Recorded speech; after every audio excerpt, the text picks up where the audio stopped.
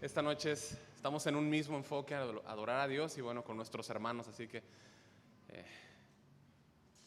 todos bienvenidos. Hoy vamos a ir directo a la palabra, vamos a empezar directo en Lucas. Entonces, bueno, hoy celebramos algo muy especial, ¿no? Como mencionaba José Luis, celebramos el nacimiento de nuestro Señor.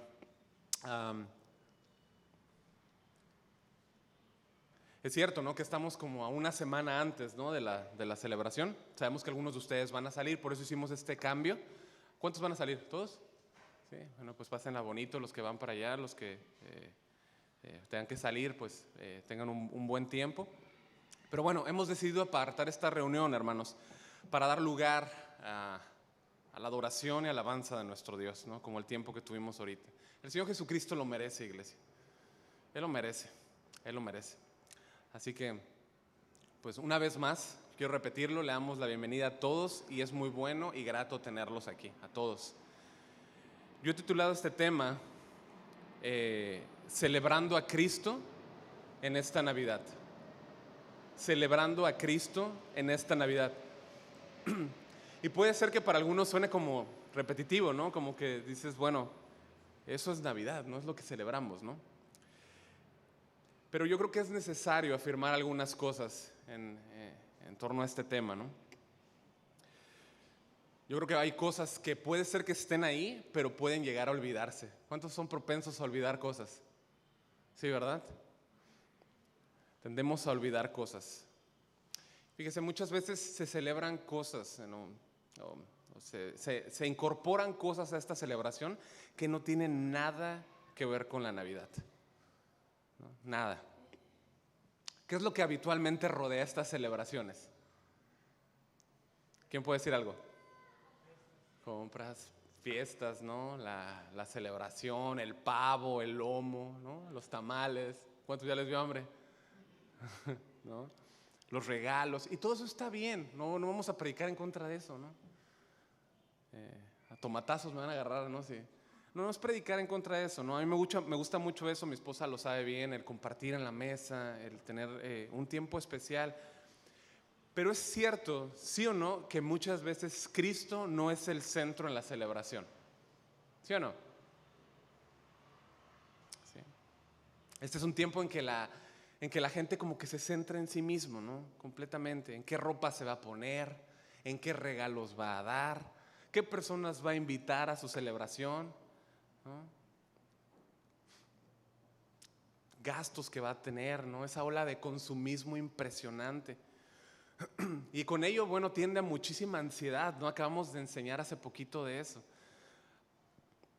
Yo creo que es impresionante, ¿no? Tú vas a Costco y puedes ver esa ola, ¿no? De ansiedad, ¿no? De que cómo se trata de llenar cosas en el corazón, supliéndolas por medio de cosas, ¿no? De artículos, ¿no? Llenar ese vacío, ¿no? Comprar más y más cosas. Y bueno, yo le digo algo, todas las empresas se benefician en todo esto, ¿sí? Todas ellas. Y nuevamente, no estoy diciendo que no disfrute los tiempos, disfrútelos, pásela bien, dé regalos, está bien. Pero el asunto principal es cuál es la verdadera y genuina motivación, mis hermanos, que me lleva a celebrar este año Navidad. ¿Se ha puesto a pensar eso? O nada más vamos como con la ola, ¿no? ¿Hemos pensado qué estamos celebrando? Yo quiero decirles que esta noche no vamos a ocupar el tiempo en hablar acerca del origen de la Navidad. ¿Vamos bien? No vamos a hablar de eso. Tampoco vamos a hablar de si se debe o no poner arbolito. ¿Le parece bien? Ya has hablado de eso, ya has enseñado mucho y quizá hablaremos de ello nuevamente otro día, otro año, si Dios nos permite, si Dios no viene por nosotros. Hoy no vamos a hablar de eso, ¿ok? Hoy queremos hablar de celebrar a Cristo en esta Navidad. ¿Sí? Hace unos días estábamos en casa, ¿no? En el desayuno, y nosotros comenzamos a leer el devocional diario que algunos están siguiendo. Y hemos decidido, ¿no? O sea, nos dimos cuenta más bien. Nos dimos cuenta de nuestra propia necesidad en no dejarnos ser arrasados por la corriente de estas fechas, ¿sí? Pedirle a Dios que nos ayude. O sea, llegamos al punto de decirle: Dios, ayúdanos, porque no queremos ser arrasados, ¿no? O sea, queremos que esta Navidad se centre en ti. Y ¿sabe qué? Dios ha sido muy bueno con nosotros, muy bueno. en torno a nuestras pláticas, ¿no?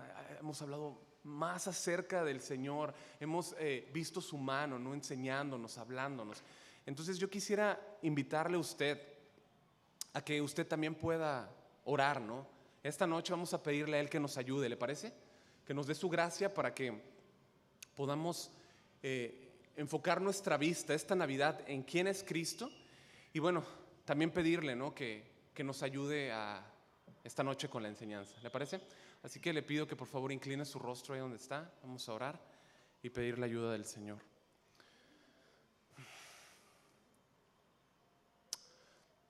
Padre, venimos delante de ti en el nombre de Jesucristo, pidiendo ayuda, pidiendo tu gracia, para que tú toques nuestros corazones, que nuestras vidas tengan un asombro mayor por la persona y vida de Jesucristo. Ayúdanos, por favor. Ayúdanos a que nuestro corazón esté enfocado en Cristo. Tú ayuda, por favor, cada familia, cada hogar aquí esta noche, y que, Señor, tú me des la gracia para hablar lo que tú quieres hablar, y que, Señor, tú nos ayudes, Señor, que podamos ver más de la obra de Jesucristo, de tu gracia. Y todo esto lo pedimos en el dulce nombre de Cristo Jesús. Su iglesia dice, amén. Amén. Bien.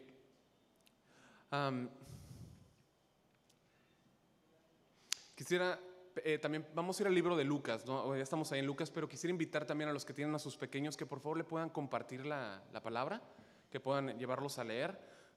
Y bueno, también creo que está puesto. Perfecto, muy bien. Vamos a ir entonces ahí a Lucas, ya estamos, Lucas 2:1. Vamos a leer de corrido hasta el versículo 7, por favor.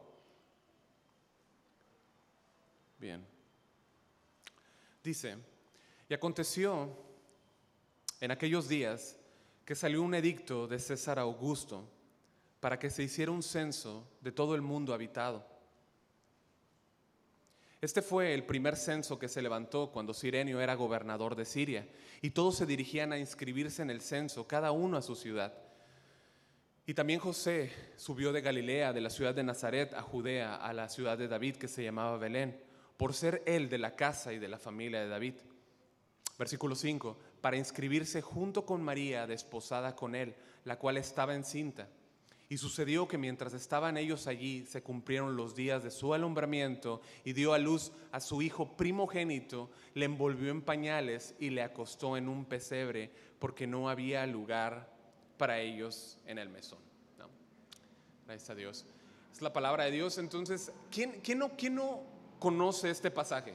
Yo creo que la mayoría de nosotros estamos familiarizados, ¿no? Con el texto. Si nosotros ubicamos, bueno, es una porción bien conocida para nosotros. Nuestros hijos la conocen. Si alguno de los niños no la conoce, me da mucho gusto que la pueda escuchar esta noche con nosotros. Pero es un pasaje que podemos nosotros, quizá por medio de la familiaridad del texto, perder el asombro de lo que hay en él. ¿Sí?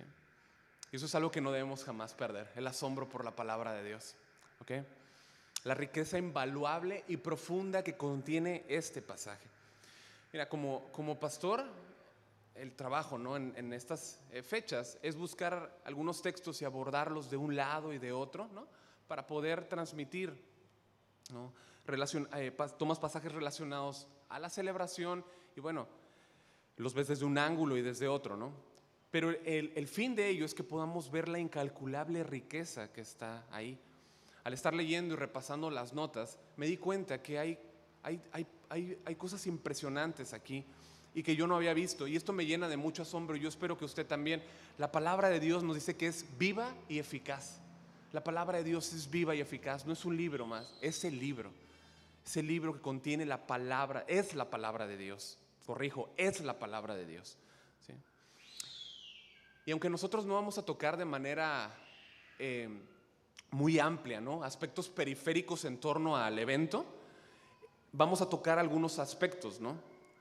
Pero la idea es mantenernos la mayoría del tiempo aquí en Lucas. Entonces dice, Lucas 2:1 dice, comienza diciéndonos en aquellos días. ¿Sí? Y esto nos habla de aquellos días, eran los días de César Augusto. César Augusto. ¿Sí? César Augusto emite un decreto en todo el imperio a fin de que se realizase un censo para todos.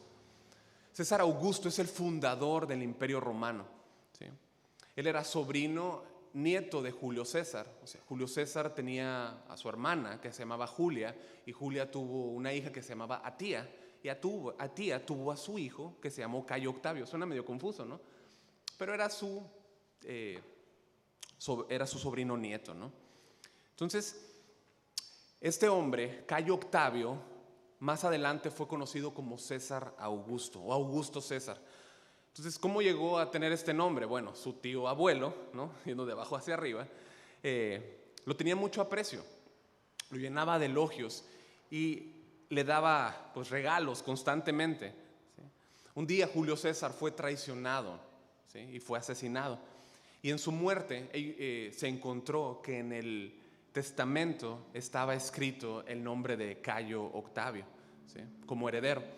Entonces el nombre de Cayo Octavio cambió a Cayo Julio César Octavio, ¿no? Posteriormente, en el año 27 antes de Cristo, él fue nombrado por el Senado judío con el título de Augusto, ¿sí?, que esto quiere decir majestuoso, sublime, ¿sí?, reverenciado. Por eso es que su nombre es Augusto César, ¿sí? Significaba majestuoso emperador. ¿Cómo ve usted? Majestuoso emperador, ándale. En ese año 27 antes de Cristo, él comenzó a gobernar hasta el año 14 después de Cristo. Entonces, él estuvo 4 décadas gobernando.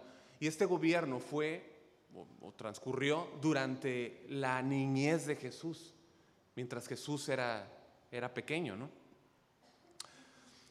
Ahora, escuche, la gente tenía a este hombre como un dios. Lo tenía como un emperador, o sea, era un emperador, pero lo tenía como una divinidad, ¿sí?, como un rey divino. Él hizo cosas importantes para el imperio, ¿sí? Fue constructor, fomentó el arte, la lectura, ¿no? Incluso llegó a definir, ¿no?, o a establecer el adulterio, ¿no?, como un crimen, ¿no? ¿Sí? Y bueno, hizo muchas cosas, ¿no?, que fueron reconocidas. Entonces, cuando se anunciaban estas cosas que había hecho Augusto, se decía que eran las buenas nuevas, ¿sí? Se decía que eran las buenas nuevas. Se presentaban así, y es la palabra euangelion, ¿no?, de donde viene evangelio, es buenas nuevas, ¿sí?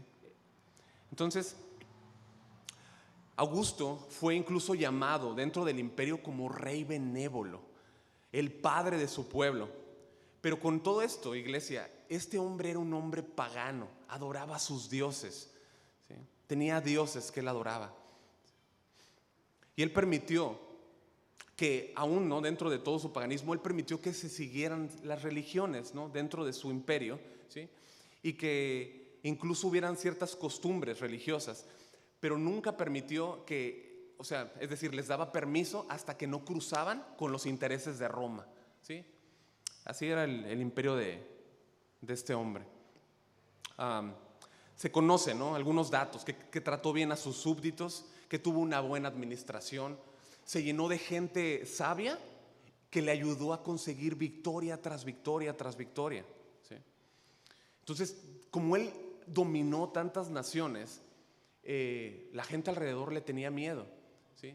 Y se podría decir que él estableció una época que se llamó la paz romana, ¿no?, que duró como 200 años. Fue conocido como la Pax Romana, ¿sí? Esta era una clase de paz que había sido ganada a la fuerza, o sea, por medio del terror, por medio del miedo, ¿no? Esta no es una paz como la que Dios nos da. ¿Cuántos tienen paz en su corazón por medio de Cristo?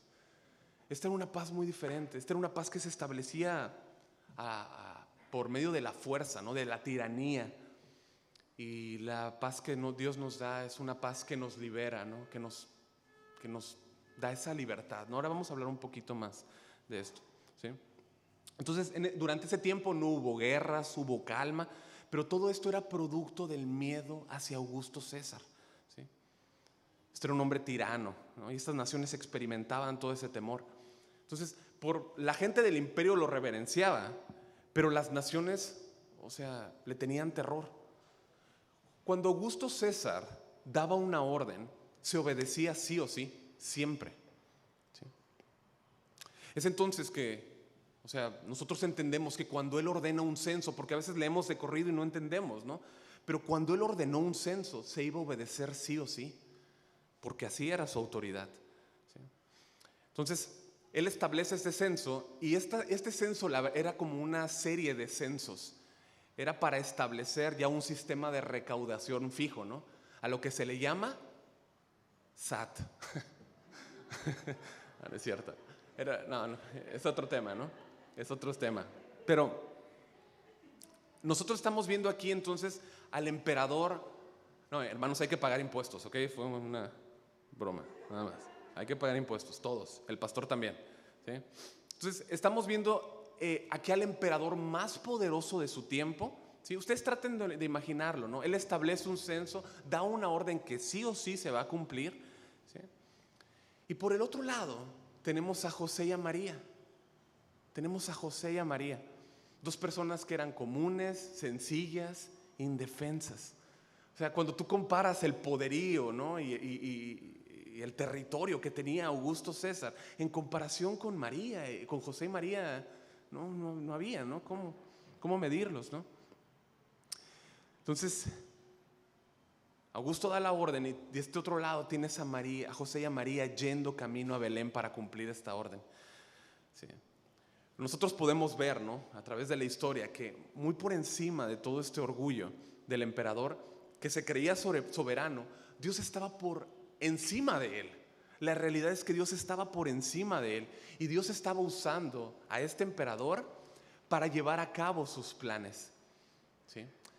Yo sé que lo leímos hace un momento, pero yo quisiera que por favor tuvieras, sin separarte de este texto, pudieras ir a Miqueas 5:2, por favor. Miqueas 5:2.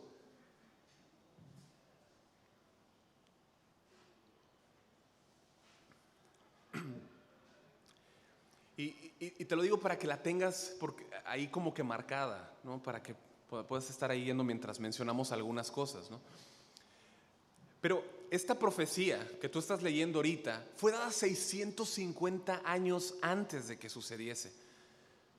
Pero tú, Belén, Efrata, aunque eres pequeña entre las familias de Judá, de ti me saldrá el que ha de ser gobernante en Israel, y sus orígenes son desde tiempos antiguos, desde los días de la eternidad.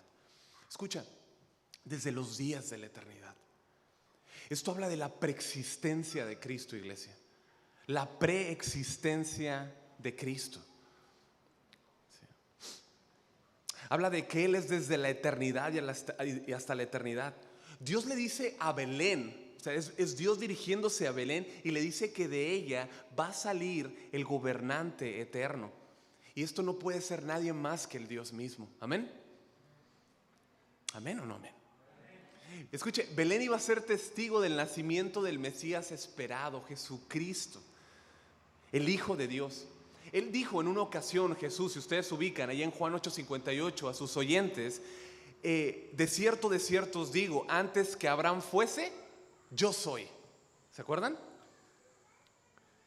En Hebreos 13:8 nos dice que Jesucristo es el mismo ayer, hoy y por los siglos.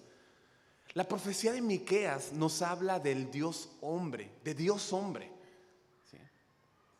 Aun cuando Jesús siempre ha existido, ¿cuántos están de acuerdo con esto? Siempre ha existido, Él vino a este mundo y se encarnó, lo acabamos de cantar. Juan 1:1 nos dice que en el principio era el verbo y el verbo era con Dios y el verbo era Dios. Y en Juan 1:14 nos dice que el verbo se hizo carne y habitó entre nosotros. Es impresionante, iglesia, que para nosotros, o sea, debe asombrarnos que Dios haya querido nacer en una pequeña aldea, ¿sí o no? Lo acaba de mencionar José Luis.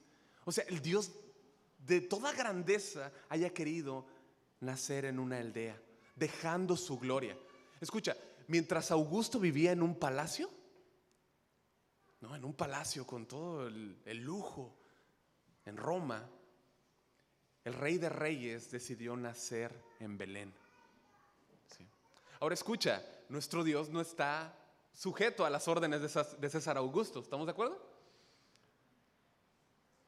Todo este edicto que César Augusto emitió o decretó, valga la redundancia, fue parte de la voluntad de Dios para que José y María llegasen a Belén. Y esto nos deja ver a nosotros, iglesia, que Dios está muy por encima de todo. ¿Lo crees? ¿Sí o no? Dios está muy por encima de todo, de cualquier rey, de cualquier gobierno, de cualquier contingencia, de cualquier COVID, cualquier situación. Él utiliza cualquier situación o circunstancia para que su voluntad se ejecute. Augusto entonces no era más que un títere. ¿Estamos de acuerdo? Era una marioneta en las manos de Dios. Este hombre creía que tenía todo el poder, pero en realidad era Dios quien daba las órdenes. Y las órdenes de Dios siempre se cumplen. Él es el único soberano, el que reina en todo el universo. Y escucha, Él le dice a Belén: de ti me saldrá. ¿Está leyendo? No dice de ti saldrá, dice de ti me saldrá el gobernante de Israel. Esto habla de Jesús, mis amados. Cristo nacería en Belén. Y si Dios tenía que utilizar a Augusto para hacer cumplir su promesa y hacer venir a José y a María desde Galilea, Él lo iba a hacer. Él lo iba a hacer y así lo hizo. ¿Sí? Entonces escucha, tu iglesia puedes estar tranquila porque Dios siempre va a cumplir su palabra. No hay nada difícil para Él, nada que se escape de sus manos. Él puede utilizar cualquier orden, así venga desde la misma ONU, para sus propósitos. Versículo 3 dice: y todos se dirigían a inscribirse en el censo, cada uno a su ciudad. O sea, todos obedecieron la orden. ¿Sí? Entonces José subió desde de Galilea, de la ciudad de Nazaret, a Judea, a la ciudad de David, que se llama Belén, por ser él de la casa y de la familia de David. ¿Sí? Versículo 5 dice: y para inscribirse junto con María, desposada con él, la cual estaba encinta. O sea, yo no sé si podemos entender, pero María ya tenía un embarazo muy adelantado, ¿no? Muy adelantado. Estaba a punto de dar a luz. Aquel viaje de Nazaret a Belén era corto, pero en las condiciones en las que estaba María, imagínese usted. Imagínese usted. ¿Sí? Un viaje cansado, extenuante. Eran más o menos 120, 130 kilómetros de montañas. ¿Sí? Imagínense, ¿no? ¿Cómo puede ser un viaje de esto? ¿No? Qué tremendo. No había Ubers. No es como que mandas la aplicación y traes un Uber, ¿no?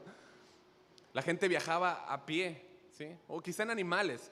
Eran más o menos 4 o 6 días de camino. Temperaturas altas en el día, temperaturas bajas en la noche. Quizá ellos pudieron viajar en un burro, pero muy cansado, ¿no? El viaje. Entonces, tanto José como María, no vamos a entrar ahorita por ahí, pero eran descendientes de la línea de David, ¿sí? Y ellos emprenden este viaje a Belén. Y como bien decía José Luis, que me robaste la predicación, tío. No, pero es que eso es, o sea, es casa de pan. Es casa de pan. Y es impresionante, como bien decía José Luis, que Jesús mismo dijo, ¿no? Yo soy el pan de vida, ¿no? Él es el pan que descendió del cielo. Ahora, no podemos perder de vista la obediencia de José y de María. Una obediencia, pero asombrosa. Sometidos a los planes del Señor a pesar de las dificultades. Eso nos enseña a nosotros a que podemos obedecer las órdenes de Dios y las instrucciones de Dios a pesar de las dificultades. A ellos se les había anunciado por medio del ángel que Jesús nacería. ¿Estamos de acuerdo?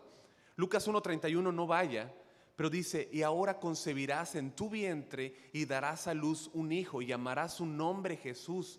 Este será grande y será llamado Hijo del Altísimo, y el Señor Dios le dará el trono de David su padre, y reinará sobre la casa de Jacob para siempre, y su reino no tendrá fin.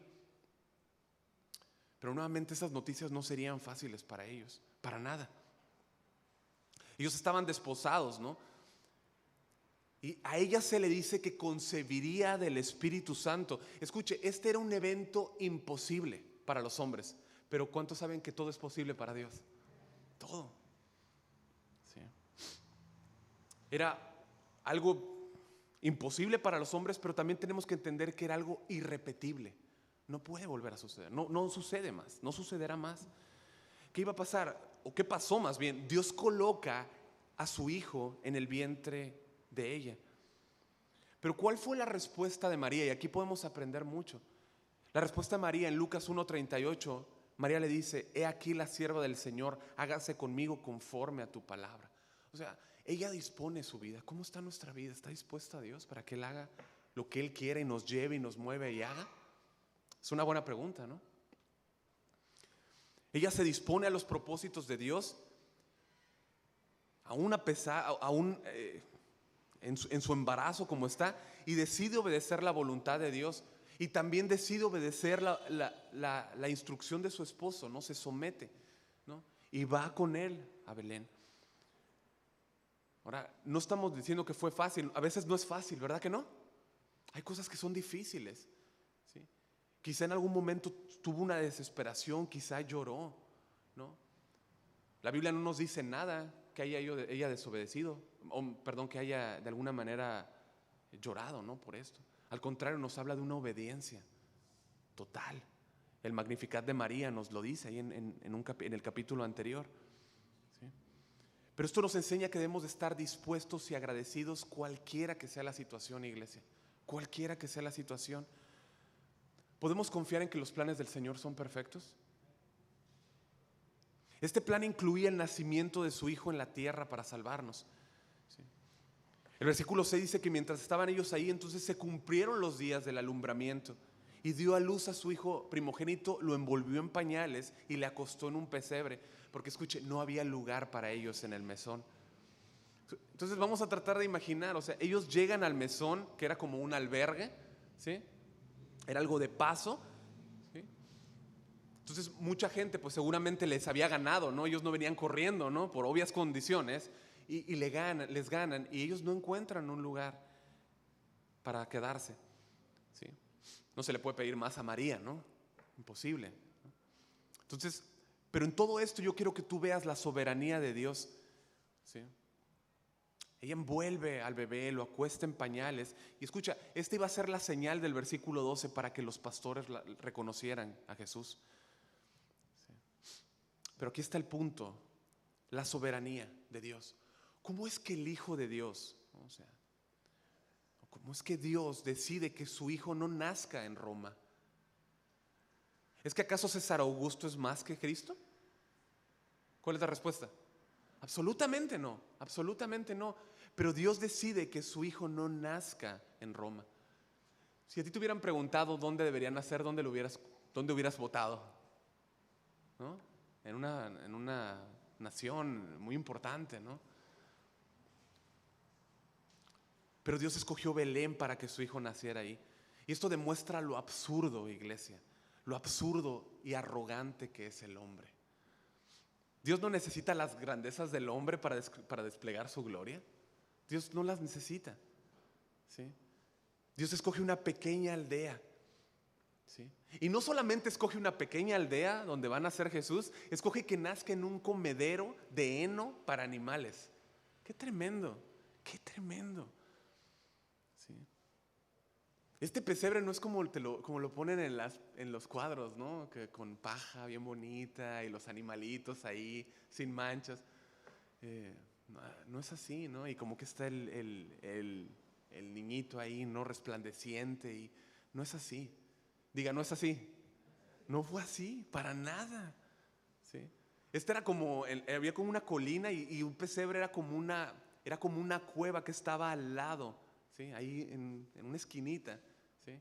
Y donde los mismos pues, dueños, ¿no? Lo que hacían es que usaban las mismas paredes de la colina para que protegiese a los animales que ponían ahí, para protegerlos del frío y otras cosas, ¿no? Animales, ¿no? Mis amados, ahí fue que nació el Salvador, el Rey de Gloria. El pesebre a nosotros nos es la muestra fehaciente de nuestra necesidad de un Salvador, de nuestra imposibilidad por salvarnos por medio de nuestros propios medios. El pesebre le quita todo el orgullo al hombre, le muestra que solamente de Dios podía venir la salvación. Escuche, Jesús es la segunda persona de la Trinidad, y siendo la segunda persona de la Trinidad, nació en la condición más humilde. Es como que su nacimiento nos revela cómo iba a ser su vida y cómo iba a ser su muerte. Filipenses 2, no vaya para allá, pero nos habla de que Él se despojó de su gloria. ¿Lo ubican? ¿Sí o no? Él se despojó de su gloria. Siendo Dios, se despojó de su gloria, se hizo hombre y se humilló en obediencia a Dios. Murió en una cruz como morían los criminales. Él es envuelto en pañales, ¿no? Y esto básicamente eran como tramos de tela que se le ponían alrededor para que no se lastimase con las uñas, ¿no? Si han visto que luego se hacen movimiento los niños, ¿no? Y se pueden lastimar. Entonces los envolvían para mantenerlos pues ahí quietitos, ¿no? Pero también esto les daba una fortaleza en su cuerpo para que creciera fuerte su estructura, ¿sí? Pero más allá de eso, lo que tenemos que ver es la dependencia de este niño de su madre. ¿Ustedes pueden imaginarse a Jesús dependiente como hombre? Es impresionante, es el Dios de gloria, pero Él fue dependiente. Dependiente en el vientre de María al crecer, ser protegido y después nacer y seguir siendo cuidado. No podemos perder de vista que el nacimiento de Jesús, iglesia, fue un nacimiento normal. ¿Cuántos están de acuerdo con eso? ¿En serio? O sea, analice lo que estamos repitiendo. El nacimiento de Cristo fue un nacimiento normal como el de cualquier otro niño. Sacude un poquito, ¿no? Como el de cualquier otro niño. Fue concebido sobrenaturalmente, pero nació naturalmente. Y esto es importante porque no tenemos nosotros que tener esa idea errónea que de ese niñito Jesús que nos pintan, ¿sí? Como que completamente ajeno a cómo es un niño, ¿no? Un niño, ahí como que no hay ni una mancha, como que está todo perfecto, ¿sí? Ese pesebre lindo con animalitos. Mis amados, el propósito de Cristo, escuche por favor, fue nacer para morir en la cruz.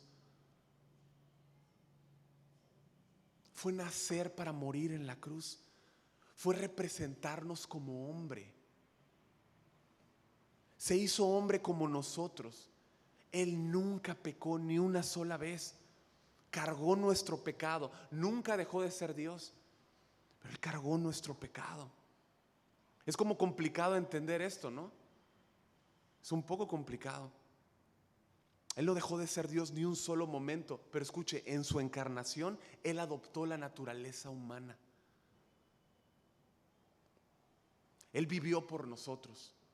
Él vivió por nosotros. Nos representó en la cruz y murió en nuestro lugar. ¿Por qué hizo esto? Bueno, porque de esta forma Él nos podía dar su justicia.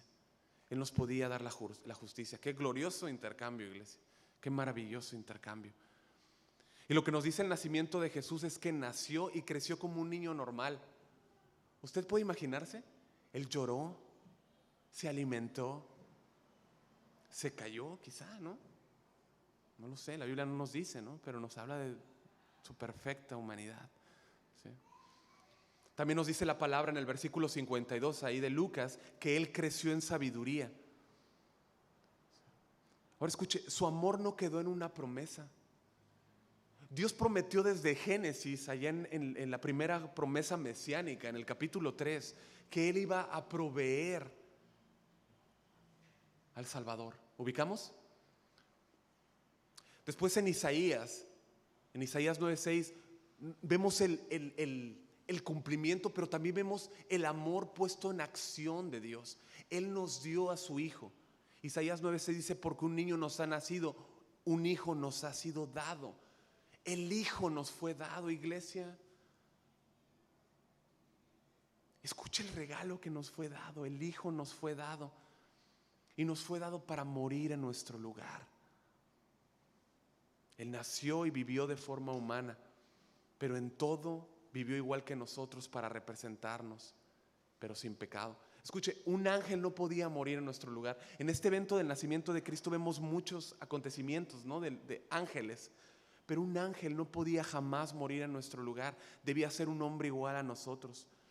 Y lo maravilloso de su naturaleza humana, divina, es que Él, aunque jamás pecó, Él puede entendernos. ¿Cuántos dan gracias a Dios? Escucha, Él puede entendernos. Esto a mí me reconforta grandemente, porque se hizo igual a nosotros. Por eso es que puede ayudarnos, ¿sí? Nos comprende porque se hizo igual a nosotros. se hizo igual a nosotros en todo. Vivió esa vida de obediencia que tú y yo no podíamos vivir para darnos su justicia perfecta. Entonces la Navidad no se trata de buenos deseos. Es lo que, o sea, no se trata de esto. La Navidad es un tiempo en que la gente vive y todo lo que hace son hacer cosas buenas, ¿no? Como que se les como que surge ese sentir de hacer cosas buenas, ¿no? Hay gente que dice que Jesús nos enseña el camino, ¿no? El camino que debemos de seguir. ¿Cuántos han escuchado eso? Cuando le predicas el evangelio a alguien y que te dice, no, es que Él nos enseñó, alguien que no es hijo de Dios, no, pero te dice, no, es que Él nos enseñó el camino, ¿no? Como si fuese algo que se puede seguir. Suena como herejía, ¿no? Suena raro, ¿no? Pero escuche, lo que la Biblia nos enseña es que Él vivió la perfecta obediencia. Él vivió la perfecta obediencia. Él vivió una vida que nosotros no podíamos vivir. Entonces, esa idea que se da como que Él nos enseñó el camino, ¿sí? Entonces lo que hacen es como querer hacer cosas para seguirlo, ¿sí? Es un camino de obras. La Navidad se centra en que el perfecto Hijo de Dios vivió la vida que nosotros no podíamos vivir. Es una vida que no se puede duplicar, jamás. Es la perfecta vida de obediencia. Sí. Él vivió la vida perfecta de obediencia para terminar clavado en la cruz. Pero nuestro Señor no se quedó ahí, resucitó al tercer día. ¿Sí? Ahora, escuchen, no se espante, Jesús sí es nuestro ejemplo. ¿Sí? ¿Cuántos dicen amén? Sí es nuestro ejemplo. ¿Sí? Pero si ustedes van ahí a Filipenses 2, no vayan ahorita, pero grábenlo, empieza con una orden, dice que haya pues en vosotros este sentir que hubo en Cristo Jesús. ¿Sí? O sea, Él sí es nuestro ejemplo, pero ¿cuál fue su ejemplo? Humildad, ¿no? Mostró la humildad, haciéndose obediente, descendiendo, haciéndose un hombre obediente y muriendo en la cruz por nosotros. ¿Sí? Entonces, el verdadero sentido de la Navidad debe ser mi gratitud por la vida del perfecto Hijo de Dios que vivió y murió por mí. O sea, Él no solamente murió por nosotros, niños. Cristo no solamente murió por nosotros, Él también vivió por nosotros. Él vivió la vida que no podíamos vivir. ¿Sí? Entonces, vamos ahí al versículo 8. Es una segunda sección de esto.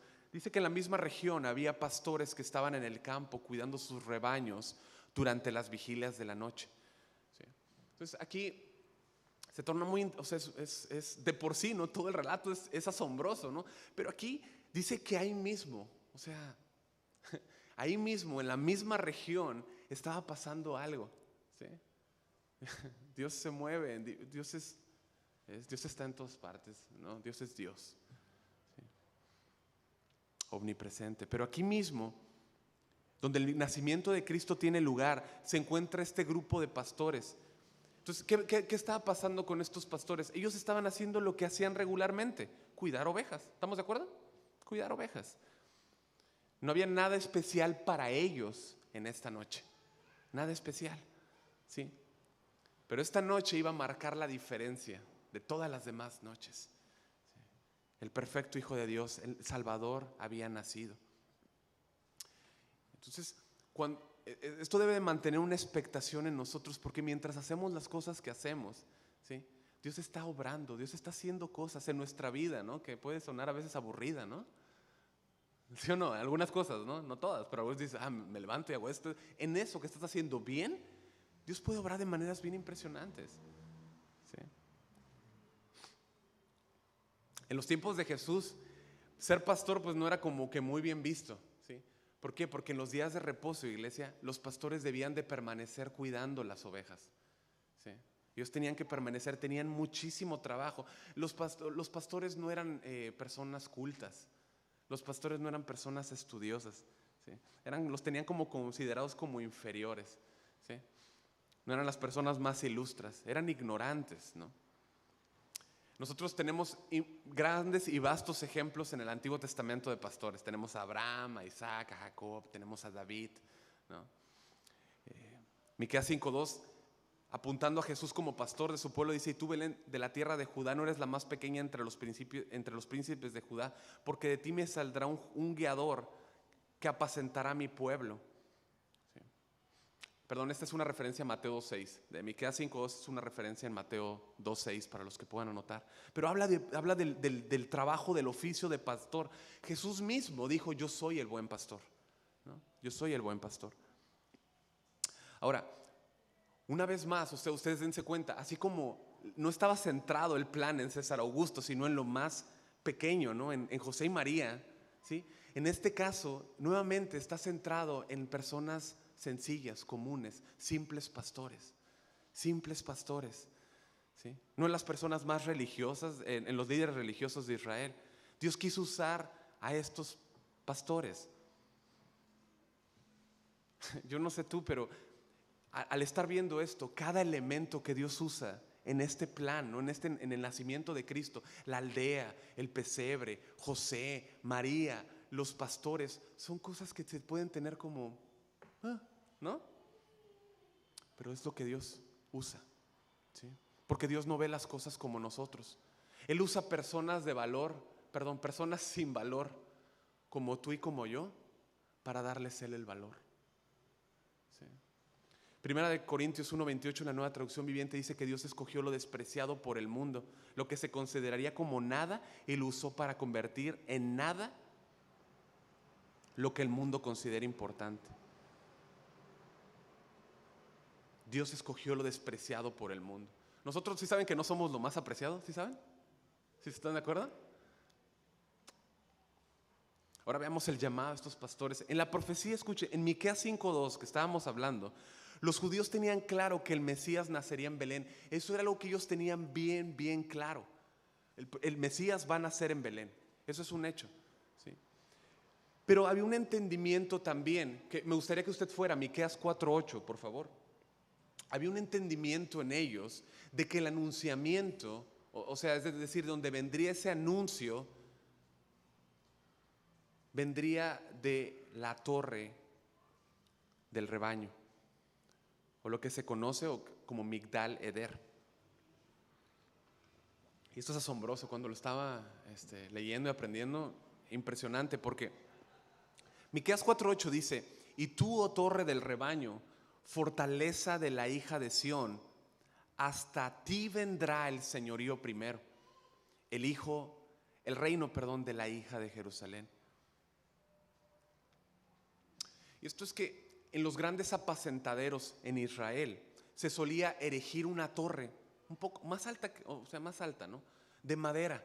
Entonces desde ahí era donde se vigilaban, los pastores vigilaban las ovejas, ¿sí? A esto se llamaba la torre de rebaño, ¿no?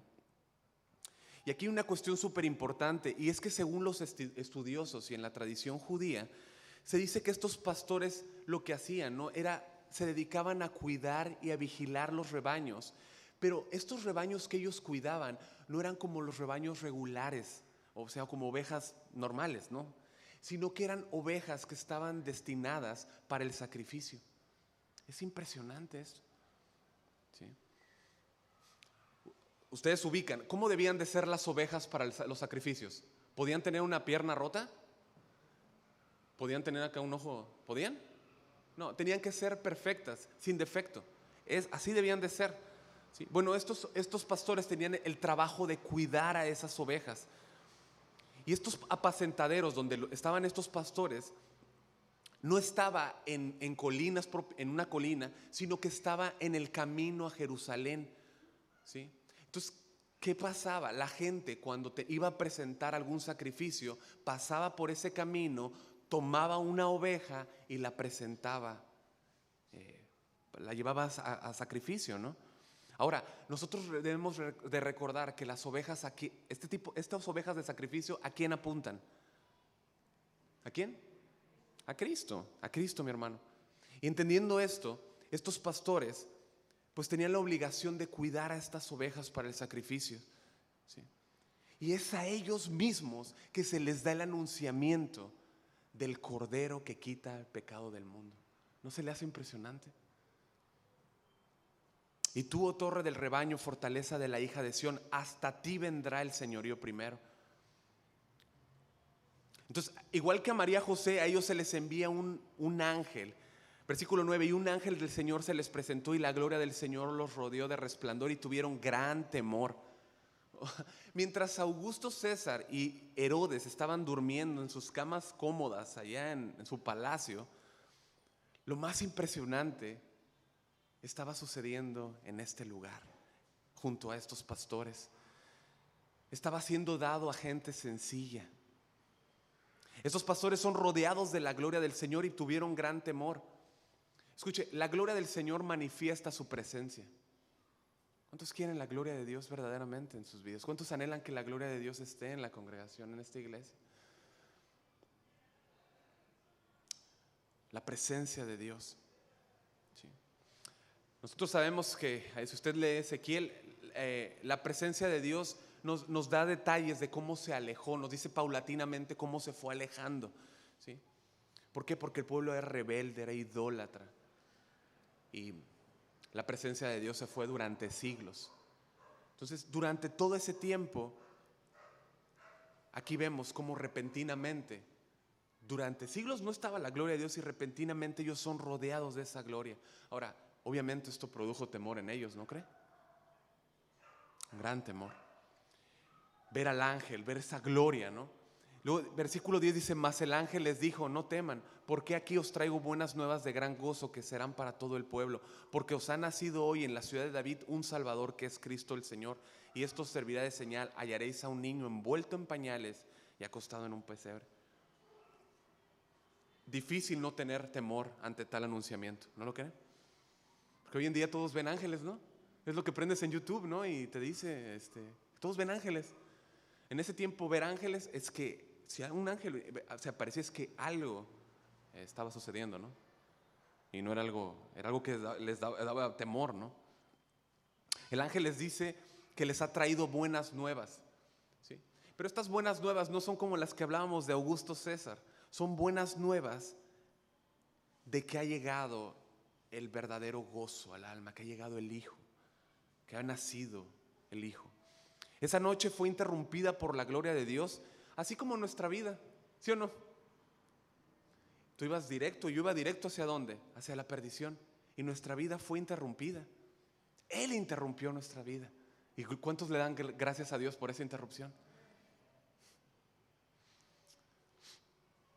Nos llegó las buenas noticias del Evangelio, la gloria de Dios.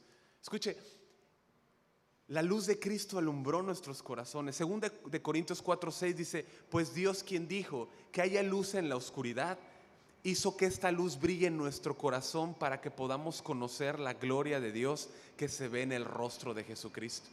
Él alumbró nuestros corazones, iglesia. Ahora, esta noche Dios reveló su gloria a estos pastores,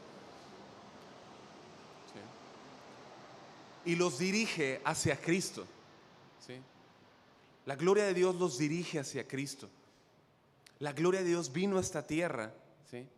Jesús es la gloria de Dios y ha resplandecido en nuestro corazón. Dios nos ha llevado hacia Cristo. Cristo es la gloria de Dios, iglesia. Cristo es la gloria de Dios. Estas buenas nuevas no se tienen que tener tiradas, no se tienen que tener consideradas como poca cosa, iglesia. Las buenas nuevas de gozo fueron dadas a nosotros para ser compartidas. Hay gente que no conoce estas buenas nuevas. ¿A cuántos les resplandeció Cristo en su corazón? Y que estaban en oscuridad y la luz de Cristo llegó. Pon tu mano arriba. Bueno, hay gente que necesita escuchar estas buenas nuevas, ¿sí? Y este tiempo es genial, si me permite usar la palabra, para compartir el Evangelio. Perfecto, porque la gente como que está más sensible, ¿no? Te dicen, oye, te regalo pozole, y tú le compartes el Evangelio, ¿no? Cualquier oportunidad, úsala para compartir el Evangelio. Es más fácil de alguna manera. Escuche, pero la gente debe dar respuestas a Dios, ¿sí? Y esto no se puede hacer aparte del poder de Dios. La gente tiene que reconocer sus pecados, que su necesidad de perdón.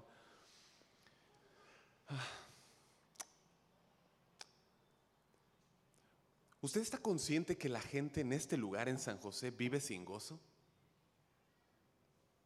Hay gente que vive sin gozo. Parece que tienen gozo, pero no tienen gozo. Y escuche, ¿qué noticias de más gozo o qué mayor gozo podría producir en el corazón del hombre que saber que ha sido perdonado su pecado? ¿Qué mayor gozo? Esas noticias de gozo son para todo aquel que cree. Escuche, y quizá aquí en esta reunión hay alguien que está sin gozo. Yo no lo sé. Yo no lo sé. ¿Sí? Y quizá el motivo de esa falta de gozo es porque no te has arrepentido, no has puesto tu confianza en Cristo, no has aceptado el sacrificio de Cristo. Pero Dios, Él te invita el día de hoy y te promete salvación.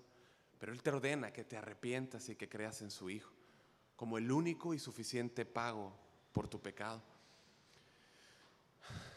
El sentido verdadero, genuino de esta Navidad, ¿sí?, es saber que Cristo ha traído las buenas nuevas, no solamente a los pastores, no solamente a José María, no solamente a un grupo selecto, sino a todos, ¿sí?, a todo el pueblo, a todo aquel que cree. Estas son las buenas nuevas, que Cristo nació en el lugar menos pensado, en la ciudad de David. Estos pastores reciben señales que los iban a identificar de otros niños. Ser envuelto en pañales era algo que era normal, ¿no? O sea, pero ser puesto en el pesebre, eso les iba a dar la identificación de quién era el Hijo de Dios, para que lo reconocieran. 100% Dios, 100% hombre. Ahora, si bien Él nació como cualquier otro niño, Él también es único, iglesia. Él es el único Salvador. Él es Cristo el Señor. Estas son las buenas nuevas de gran gozo. Él es el Salvador, Cristo el Señor. En el griego originalmente se lee como: os ha nacido hoy un Salvador, Cristo Señor. Y esto habla de Jesús, ¿sí?, primeramente como Salvador, ¿sí? Ustedes recuerdan, el nombre que le fue dado anuncia su misión, ¿sí? Jesús el Salvador. Cuando el ángel se le aparece a José, le da la instrucción, ¿no? No le puedes poner el nombre que tú quieras. Hay un nombre. El nombre que le vas a poner es Jesús. Y dará a luz un hijo y llamará su nombre Jesús, porque Él salvará a su pueblo de sus pecados. Esta era la misión de Jesús: salvar a su pueblo de sus pecados.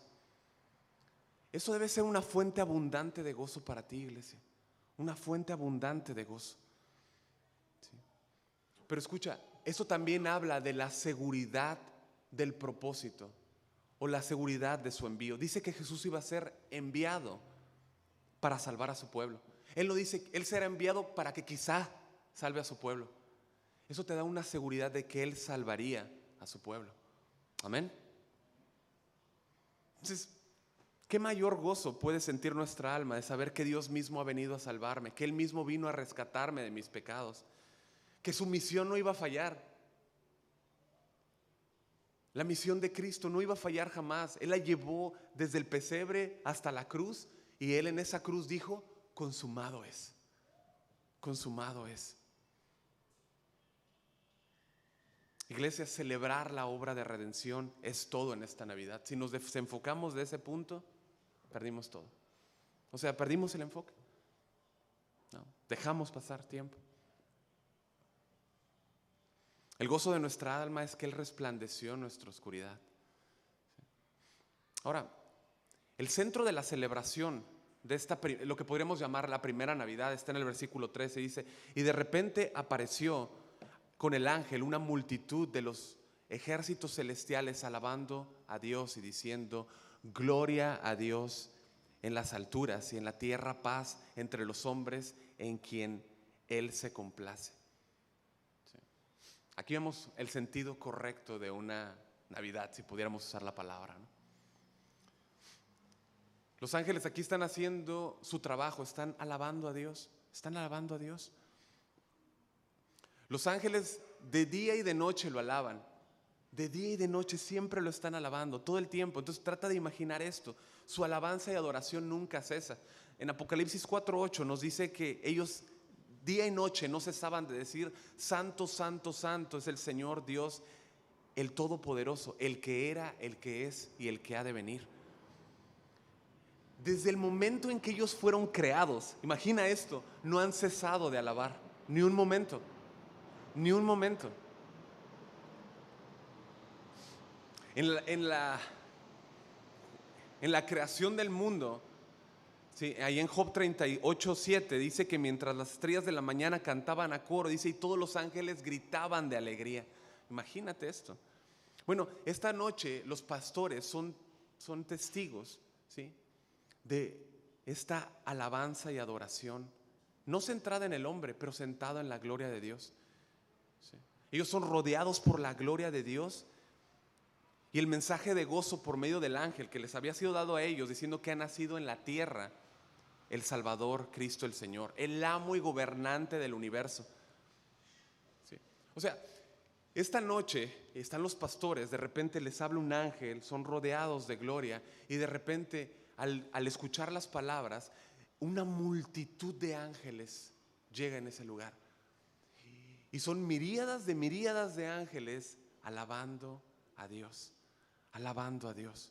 ¿Ustedes creen que los pastores se quedaron así como que, así? ¿Ustedes qué piensan? Digo, no nos dice la Biblia, pero ¿ustedes qué piensan? Digo que se quedan así, ¿no? Ellos alabando y dando gloria a Dios, ellos así como. Entonces, ¿qué hacen? Los atraen a la adoración, ¿no? Sería imposible pensar, no lo dice, pero sería imposible pensar, además por lo que nos dice más adelante, que ellos se quedaron así como que cruzados de brazos, ¿no? Y esto es lo que hace, ¿sí?, la enseñanza bíblica y cristocéntrica, iglesia, no el entretenimiento. Cuando la enseñanza es bíblica y cristocéntrica, las personas que en verdad han creído van a adorar al Cristo de la Biblia. Van a adorar al Cristo de la Biblia.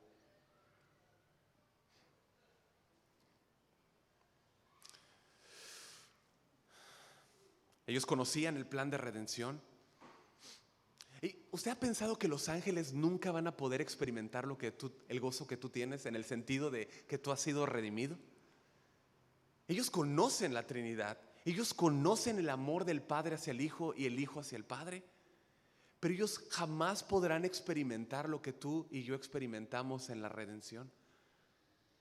Y ahora ellos ven que el Hijo, el Creador, el Dios soberano, el Dios todopoderoso, ha venido a esta tierra con un propósito: darnos paz. Darnos paz. Entonces la paz que Dios habla, ¿sí?, no es la paz como que paz como la que se nos muestra ahí en la tele, ¿sí? Cristo vino a poner a unos contra otros. ¿Se acuerdan que nos dice la palabra? O sea, porque cuando llega el evangelio en una casa va a haber disensión, van a haber problemas en una casa. Dice Mateo 10:34, no penséis que he venido para traer paz a la tierra. Entonces choca un poquito, ¿no? Dice Jesús, no choca, ¿verdad que no? Dice, no piensen que he venido a traer paz a la tierra. No he venido para traer paz sino espada. Entonces, ¿cuál es la paz que Jesús viene a traer a nosotros?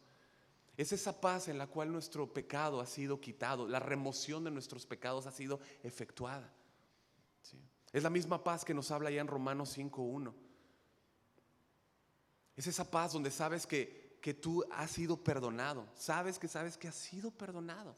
Entonces, ¿en quién es en quien Dios se complace?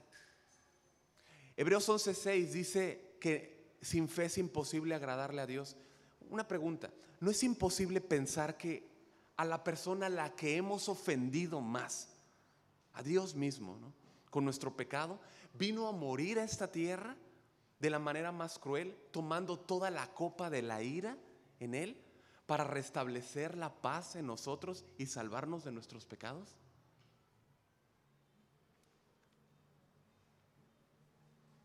Ese pesebre, no adoramos un pesebre, ¿verdad que no? El niño en ese pesebre no se quedó ahí para nada. Ese niño creció y un día subió a esa fría cruz. Esa cruz para nosotros es preciosa, iglesia. Esa cruz es preciosa. El motivo por el cual Él vino fue para establecer la paz, y lo hizo solamente porque Él quiso. por qué hacer todo por qué venir a esta tierra? Porque Él quiso hacerlo. Efesios 1:5 dice que en amor nos predestinó para ser adoptados hijos suyos por medio de Jesucristo, según el puro afecto de su voluntad. Eso se traduce porque Él quiso. Para alabanza de su gracia, con la cual nos hizo aceptos en el amado, en quien tenemos redención por su sangre, el perdón de pecados según las riquezas de su gracia. Si tú has creído en Cristo, tú y yo tenemos el gozo en nuestro corazón, ¿sí? Porque estamos en el amado, porque hemos entrado en la correcta relación, en esa posición de intimidad con Él, donde nuestros pecados han sido quitados. Cristo debía de hacerlo. Por medio de su vida, por medio de su sacrificio, por medio de su muerte, por medio de su resurrección, establecer la paz con nosotros. Y solamente lo hizo porque quiso, porque nos amó. Cada vez más vemos más lejos ese pavo, ¿no? Cada vez vemos más lejos el sentido efímero, temporal de la Navidad. César Augusto fue reverenciado por traer paz al Imperio Romano, pero Dios trajo una paz que sobrepasa todo entendimiento a nuestros corazones. La paz en el alma del hombre que ha sido perdonado. Este lugar debe haber explotado en una adoración, ¿sí? No permitas, iglesia, que el gozo de la salvación sea nublado por todo lo que el mundo trae. No permitas que esta Navidad se centre en otra cosa que no sea adorar y celebrar a Cristo, adorarlo en nuestras vidas.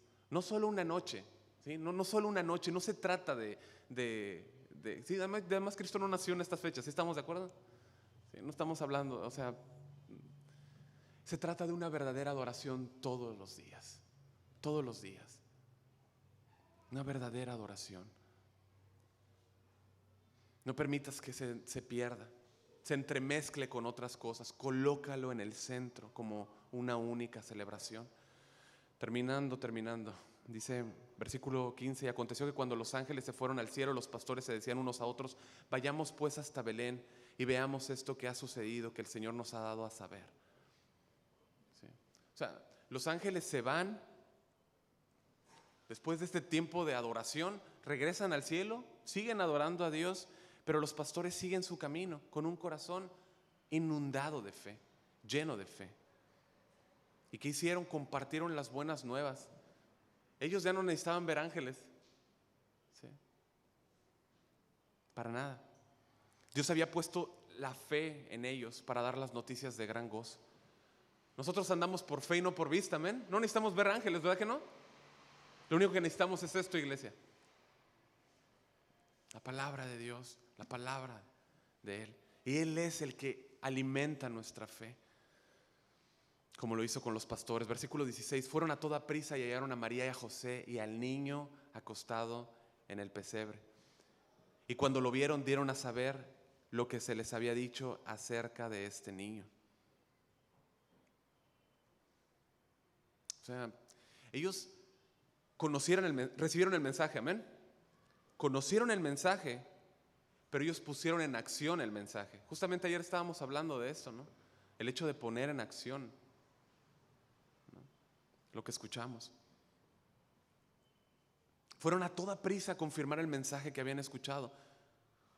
Y cuán importante es no dejar en un mero conocimiento nada más lo que escuchamos. Cuán importante es compartir el evangelio, iglesia. Yo no sé cómo decirles, pero cuán importante es que compartamos el evangelio.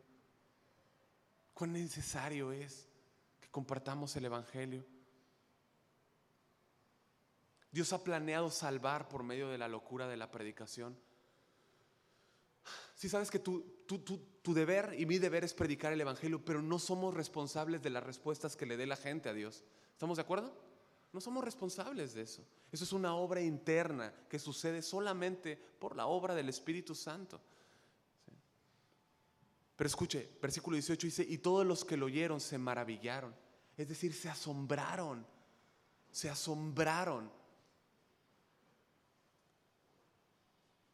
Yo te voy a hacer una pregunta, y no está aquí, pero creo que lo tengo que hacer. Que Dios me ayude, ¿no? Pero, ¿es que has perdido el asombro por el Evangelio? Quizá no compartes el Evangelio porque dices, no creo que pase nada.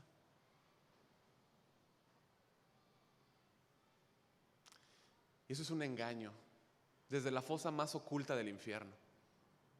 Ese es un engaño. Que el Evangelio no va a asombrar los corazones, que el Evangelio no va a traer luz a los corazones y que la gente no se va a asombrar. Dice que todos los que oyeron se maravillaron, se asombraron. ¿Eso no ha cambiado, iglesia? El poder es de Dios, no de nosotros.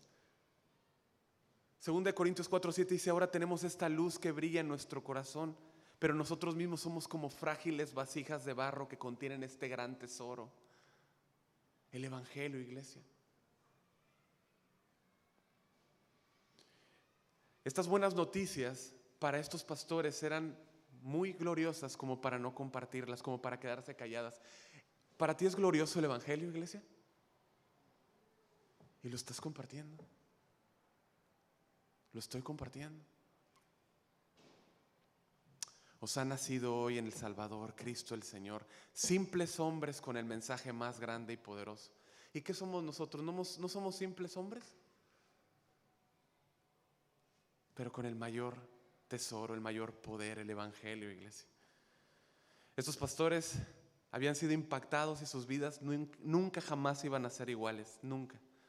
Versículo 20, y los pastores se volvieron glorificando y alabando a Dios por todo lo que habían oído y visto, tal como se les había dicho.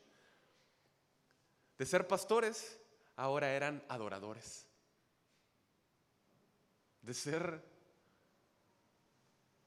cuidadores, ¿no?, de ovejas, ahora eran evangelistas, ¿no? En un cierto sentido, entendemos, ¿no? Pero eran mensajeros, entiéndase.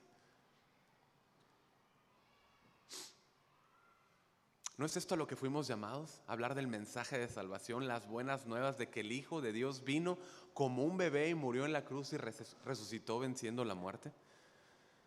¿No fuimos llamados a adorarlo, a celebrarlo toda nuestra vida, no solo estas fechas?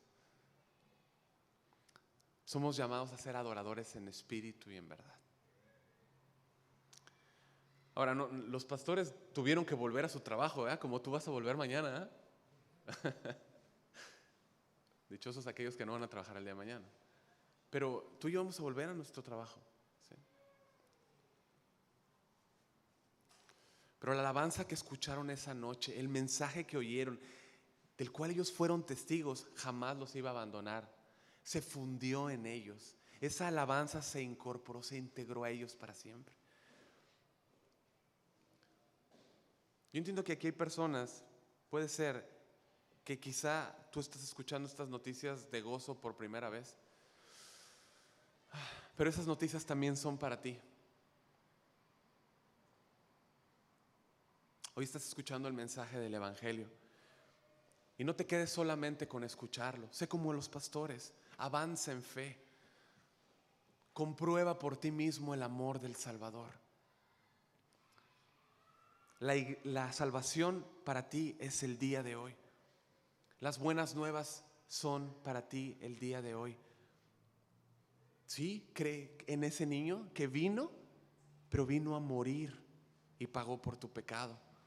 Confía en que ese pago ya ha sido dado en esa cruz por medio de su sangre para que no te pierdas. Ven a Cristo, ven a Cristo. Yo solamente termino con esto. Es que los pastores avanzaron y continuaron glorificando a Dios toda su vida, alabando a Dios por lo que habían visto, por lo que habían oído. Y la pregunta es esta: ¿cuántas cosas grandes Dios ha hecho en tu vida? ¿Cuántas cosas? ¿Cuántas cosas Él ha hecho contigo? Así que no des tu lugar, la celebración, a algo más. Celebra a Cristo, hijo. Hey, iglesia. Celebra a Cristo, iglesia. Nada más. Da gloria a su nombre. Quisiera pedir por favor que nos pongamos en pie. Vamos a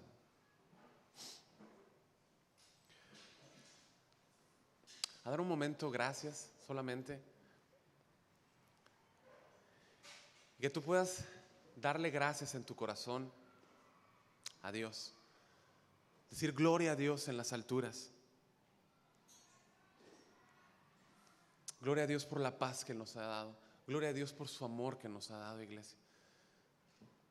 Eso es. Eso es. Hemos recibido el mayor regalo. El castigo de nuestra paz fue sobre Él.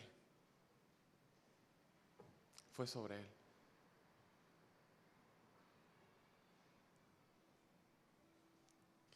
José Luis estaba ministrando, ¿no?, en la alabanza y hablaba de todo el dolor que sufrió Jesús. No estamos hablando de un dolor físico únicamente, pero quizá yo espero que podamos, que Dios nos ayude, pero poder entender el dolor que Él sufrió en esa cruz al haber sido apartado de la presencia del Padre. En esa preexistencia de Cristo, Él ha estado con Él toda la eternidad, todo el tiempo, todo el tiempo. Y nuestro pecado causó que el Hijo se separara del Padre en esa cruz. ¿Y sabes por qué? Por amor. Por amor. Todo el sufrimiento en esa cruz no fue solamente físico, fue mental. Fue sufrimiento tras sufrimiento, cargando Él los pecados de todos los que estamos aquí. Si tú eres creyente, Él cargó tus pecados.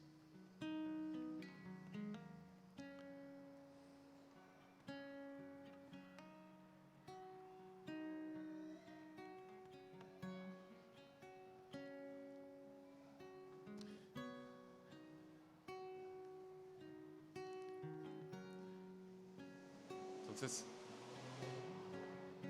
dice la palabra que al que no conoció pecado, Dios lo hizo pecado. Dios lo trató como pecador. Él jamás pecó, jamás. Y todo esto lo hizo para que fuésemos justicia de Dios en Él, en el amado. Pero escucha, esas noticias de gran gozo pueden inundar nuestro corazón al saber, iglesia, que al estar en el amado, Dios ya no te ve a ti. Dios ve a Cristo en ti. Por siempre. Por toda la eternidad. No hay nada que puedas hacer para que seas movido de esa situación legal en la cual Dios te colocó. Estableciendo paz entre Dios y nosotros. Ser enemigos de Dios, y Él vino a esta tierra, nació, murió y resucitó por nosotros, solamente por nosotros, pero tan valiosamente para Él, por nosotros. Él nos da el valor.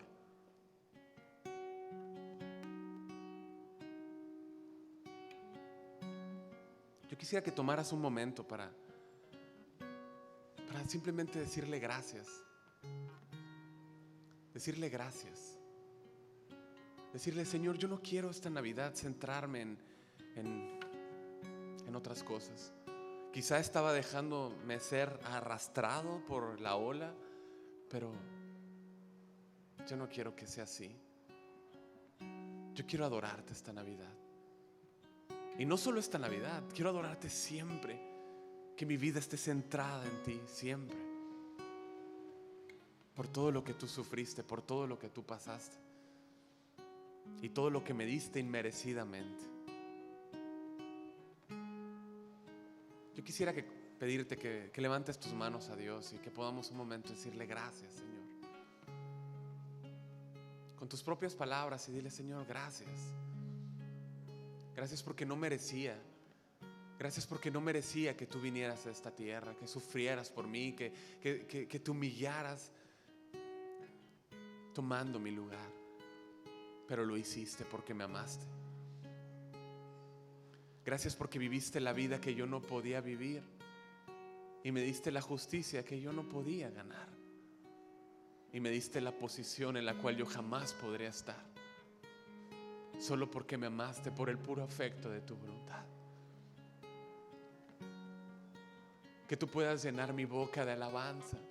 Dile: Señor, llena mi boca de alabanza. ¿Cómo es que esos ángeles te adoran y te adoran y te adoran cuando tú no moriste por ellos? Y yo que estoy aquí, que moriste por mí, yo no te alabe. Yo quiero alabarte, Señor, yo quiero alabarte.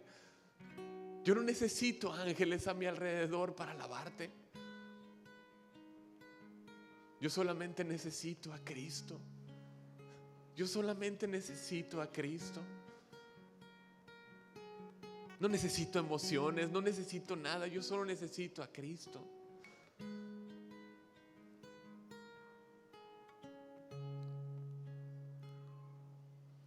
Yo solo te quiero a ti, Señor. Te celebramos a ti, Señor. Te celebramos a ti. Gracias, gracias, Señor. Muchas gracias, Dios, por haber sufrido por mí.